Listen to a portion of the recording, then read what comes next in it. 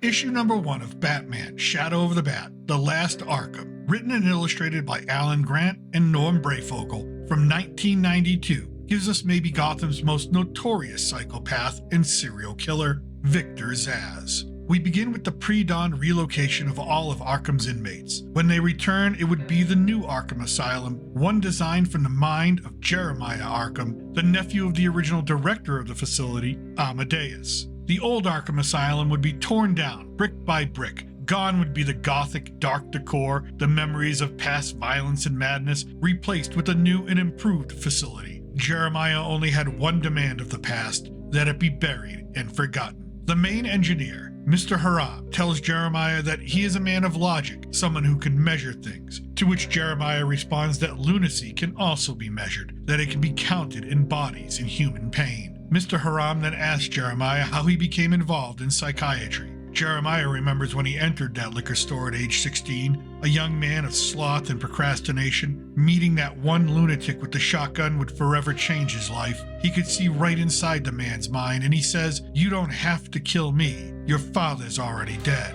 And the madman with the shotgun smiles and cries tears of joy, thanking Jeremiah before turning the weapon on himself. Jeremiah knew in that moment, with blood and brains sprayed across his face, that he would follow in his uncle Amadeus's footsteps, but he is then presented with some of his uncle's effects, his diary, his journal. But for Jeremiah, the mind is a bore, history meaningless. The only thing that matters is what we do. He throws everything in the fire. A clean start for the new Arkham Asylum. An asylum that the guards criticize for the new floor plan, labyrinth-like, and remark that Jeremiah Arkham will end up just like his uncle. The first patient we meet is Cornelius Stirk, multiple murderer. He begs for the darkness, for them to turn off the lights, and calls the medications he is given unnatural. To which Jeremiah tells him that he is not here to have his wishes pandered to, but to be cured. And the only thing unnatural is how Cornelius killed and then ate the hearts of his victims. Jeremiah then orders his men to beat Cornelius and force his medication into his mouth.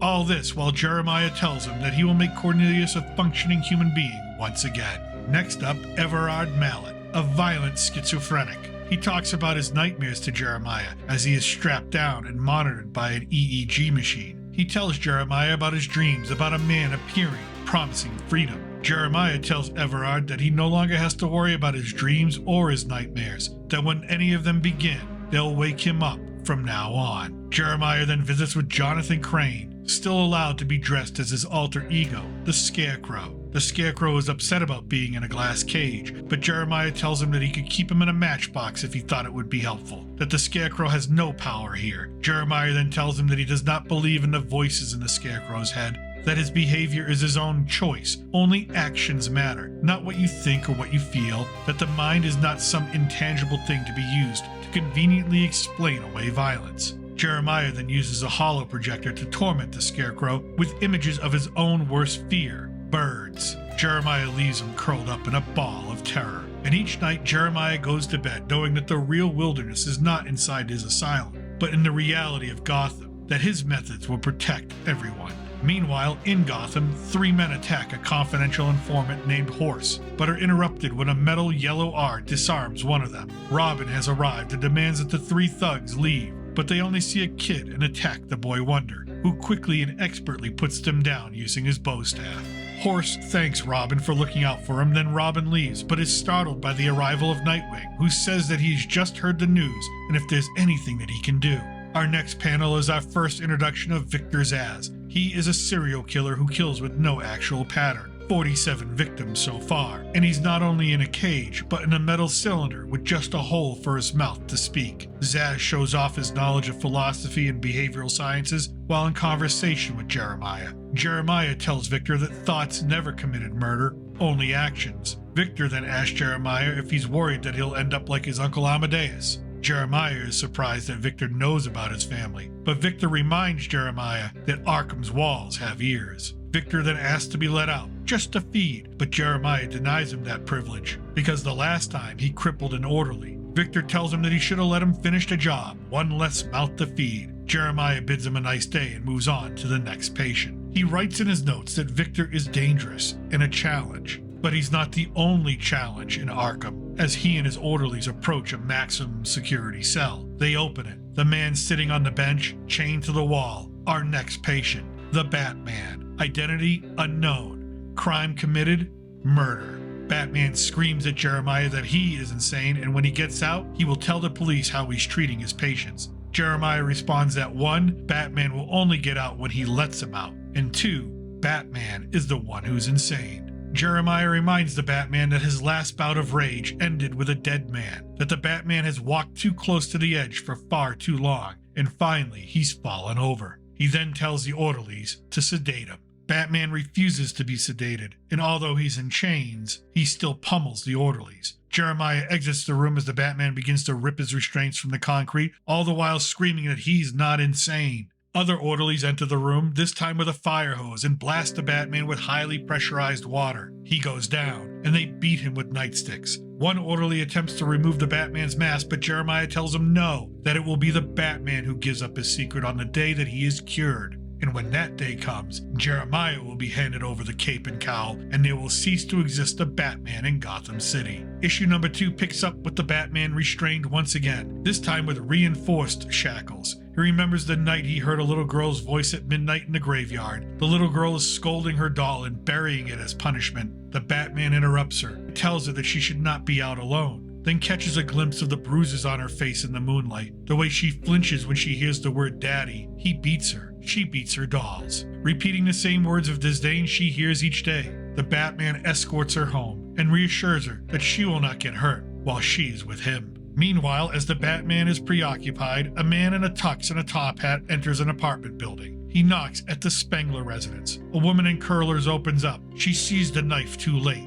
The man continues into the room. A young boy playing on the floor, an abusive father sitting in a chair watching television. They never see the man in the top hat coming. The Batman walks the little girl up into that same apartment, her apartment. As they enter, they discover the grisly scene, all 3 with their throats slit and all 3 posed as if a happy family watching TV together. The Batman goes looking for the perpetrator. He finds a man in the basement, interrogates him, but ultimately he calls Commissioner Gordon. He asks that they take care of the little girl, Karen, and learn that the man in the basement is just a bum looking for a place to sleep. Forensics then arrives, and the Batman tells Gordon that the MO, throat slit, bodies arranged, means Victor Zsasz committed this crime. But Gordon reminds the Batman that Victor is locked up in Arkham. Only one way to be sure, though. Gordon and the Batman rush over to the asylum. On the way, Gordon and Batman discuss the new security at Arkham, tighter than ever. But Batman only responds that he has not yet met Jeremiah Arkham, and only hopes that he does not take after his uncle. The Batman and Gordon are greeted by Jeremiah, who laughs at the idea of someone escaping his security, then offers both of them a tour. He asks Maxie Zsasz, former history teacher who went insane after losing his wife and went on a crime spree in the guise of the Greek god, to escort them to the security wing. Maxie initially refuses, but Jeremiah threatens him with a trip to Hades if he refuses again. The Batman sees for the first time the methods of Jeremiah Arkham. Jeremiah explains all the new security measures on the way: microwave motion detectors, heat sensors, magnetic foil to block outside radio waves, cameras, and increased guard presence. All impressive to Gordon, and then they arrive to Zsasz's cell. They stand on the outside of the glass door and turn on the lights. Zsasz is sleeping under a blanket. They wake him up. Zsasz taunts the Batman, who explains to him that there may be a copycat killer on the loose, and the Batman wants to be sure, to which Jeremiah demands to know why. The Batman explains that Victor Zsasz scars himself with the same knife he kills his victims with every time he commits a murder. The Batman wants to see him. Zsasz stands up, naked, exposing every self-inflicted scar on his body, revealing that there are no new ones. The Commissioner thanks God for this. Zsasz tells him there is no God, that he, Zsasz, makes the choice to kill, to exterminate, but also hurt himself a little to remind him that he is also just a mere human. Victor then revels in the fact that there is someone out there taking up his passion, continuing his tradition. This enrages the Batman. After all, 3 people are dead. Gordon tries to calm the vigilante. Jeremiah tells Victor that they've heard enough from him as well. And as Victor sits back down, he raises his foot to reveal 3 fresh cuts, representing 3 new victims. And as the Batman and Gordon leave, Gordon warns the Batman that he's running on a short fuse tonight. The Batman tells him to drop it. Then they get another call. It's another murder. As they arrive, a new officer tells the Batman that he cannot enter the crime scene. The Batman quickly embarrasses that officer by using his own handcuffs against him. Detective Kitch is leaving the scene. Gordon tells him to educate the new officer about his vigilante friend. And as the Batman and Gordon inspect the crime scene, two college students, throats slit, bodies posed over a game of chess. Outside, Ketch and the other officers are discussing both murder scenes from that evening. Ketch makes an inappropriate joke about the little girl's family, and the Batman hears it. He lunges at Ketch. Ketch pulls his gun, which enrages the Batman even more. As Ketch falls to the ground, the Batman punches him in the head. Gordon uses the butt of his own gun to knock the Batman out, but it's too late. Ketch is dead, and Gordon brings the Batman to Arkham Asylum, this time as a prisoner and a patient. Back in present day, Nightwing finishes hearing from Robin the story Commissioner Gordon relayed to him. So far, it has not reached the newspapers. Robin was also told to do nothing. He would only make matters worse. Nightwing wonders what to do next himself. He tells Robin to do what Gordon instructed, but the idea of Batman as a cop killer does not sit well with Nightwing at all. He knows something bad is going on, and he's determined to help his mentor. As Nightwing processes the story, the Batman has been patiently waiting, listening to the footsteps of the guards, timing their 15-minute checks on his cell. Hidden in his mouth is a lockpick, and he begins his escape attempt. Meanwhile, Nightwing has arrived and landed on top of the asylum. Issue number 3 begins as Nightwing breaks into Arkham through the rooftop vents, all the while telling himself that the only thing that is crazy is that the Batman is a cop killer. As he makes his way to the secure wing through an air duct, he hears a sound. At first he thinks it's just a rat, but his flashlight illuminates his old partner rounding the corner the other way. At the same time, a man in a phone booth is trying to convince his wife that he was at work late, not out drinking with other women, when a man in a top hat and tuxedo knocks at the booth's door. Our killer is back. He pulls a knife, slits the man's throat, poses him on a nearby bench reading a newspaper, then scars his own arm with the same knife. He then makes a phone call to the Haram residence, the engineer of the new Arkham building itself.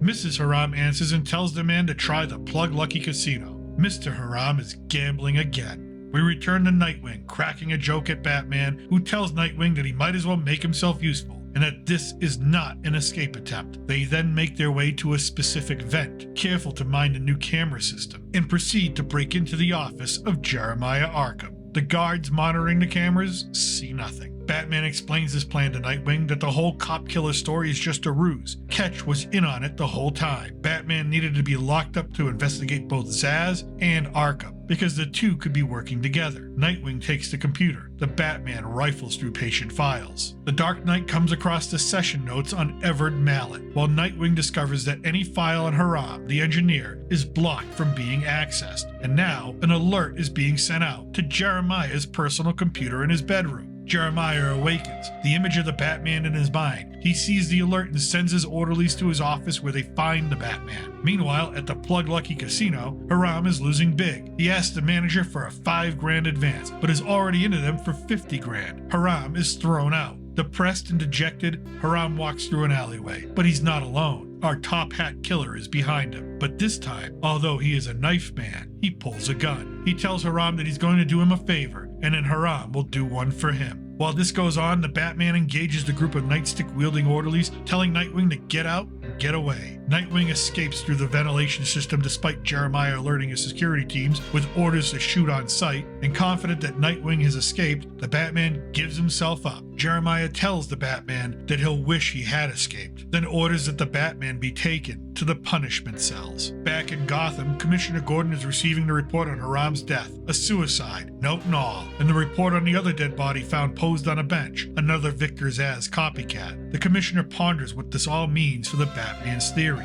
As dawn begins to break in Arkham, Victor Zsasz appears in Everett's room. He smothers him in his sleep with a pillow. Later that day, as Jeremiah escorts Victor, Victor mentions that he knows about last night's problem with the Batman. Victor then teases Jeremiah, telling him that if he can break the spirit of the Batman, then every other inmate will bow down to him. It is just the kind of thing Jeremiah wants to hear. As they place Victor back in his cylinder, he tells Jeremiah that no one has ever beaten Batman, but Jeremiah can, if he uses amygdala. Jeremiah is now convinced, and he now has a plan to break the Batman. Alone, Victor then talks to himself, claiming that the Batman plays a role, that of avenging vigilante. But Victor vows to make that the death of him. Meanwhile, Jeremiah's orderlies enter Amygdala's cell with taser guns. One guard is knocked out, but they're able to subdue the patient. In another room, the Batman is hanging from his wrists. The orderlies collect him, threaten to tase him if he acts out. They pass by Everard's room. The Batman sees his body being wheeled out. It cannot be a coincidence that the man Batman wanted to question is now dead.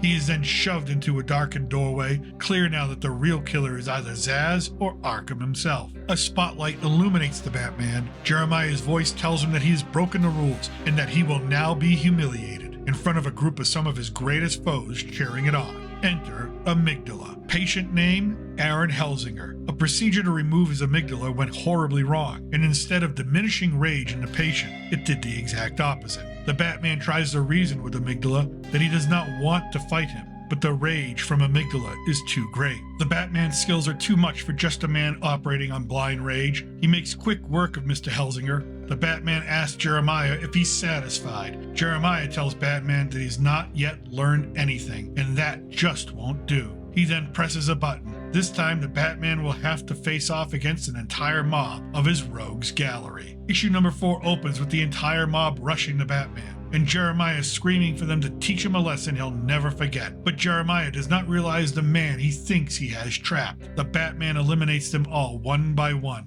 leaving the best for last, the Joker, who he smashes in the face with a straight right hand. Jeremiah thinks to himself, the Batman is a trained athlete. The rest are all just mentally ill. Zsasz's plan did not work. Jeremiah is the one made to look foolish. The Batman only emerged stronger. We then see Jeremiah talking with Victor. He explains what happened, that the Batman is now back in the punishment cells, that he'll think of something to crack him. Zsasz reminds him that they're in this together, but Jeremiah tells him that they are not, that he is in control of the asylum, not the lunatics. And as Victor is brought back to his cell, he thanks Jeremiah, but Jeremiah is unsure about what. Meanwhile, Nightwing visits Gordon, tells him what happened, that the Batman asked Nightwing to investigate Haram. Now Haram is dead, that it cannot be a coincidence. Gordon tells Nightwing it was a suicide. Nothing connects to Zsasz. As Nightwing leaves the commissioner, Jeremiah speaks with the Batman, tells him that the Batman humiliated him, called him a maniac in front of his patients and his orderlies. He tells Batman that it was all Victor's idea, but that he has a special ability to see into a person's madness. The Batman tells Jeremiah that if he's got a special ability, then he hasn't been using it very much lately. Maybe he should try looking into a mirror. And as Jeremiah leaves, the Batman wonders why Zsasz would want him to beat up all the other inmates. Then he realizes Zsasz wanted him to be in special lockup, away from everything.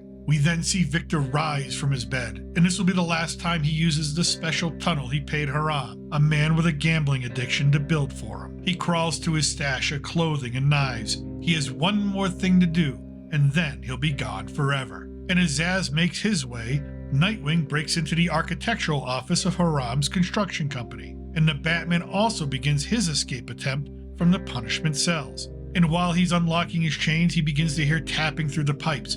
He recognizes it as Morse code. It is Victor Zsasz. The message, Punisher punished, innocent will die. Meanwhile, Nightwing has not yet found any evidence connecting Haram to the murders. But Nightwing learned from the world's greatest detective. He finds a book that does not belong, a biography amongst books all about construction. Inside, it is hollow, and the Arkham plans are there. As he picks a lock, the Batman concludes that Zsasz must have known his capture was all a setup. Now he is the prisoner, and Zsasz is free. He realizes he cannot just run past the microwave motion detectors. He needs a different strategy and begins to tear off his cape. As he does this, Nightwing contacts the commissioner. It is Victor Zsasz. There is a secret tunnel, and he asks Gordon to meet him at Arkham. Now wrapped in his cape, which is lined with foil, the Batman inches slowly like a garden slug through the Arkham hallways. It is exhausting, the microwaves causing the foil to heat up and practically cook the Batman. Underneath in the sewers, Zsasz makes his own way, only stopping once to loosen the old mortar, an improvised booby trap to collapse on anyone who follows him. And someone did follow him. He is startled by a voice.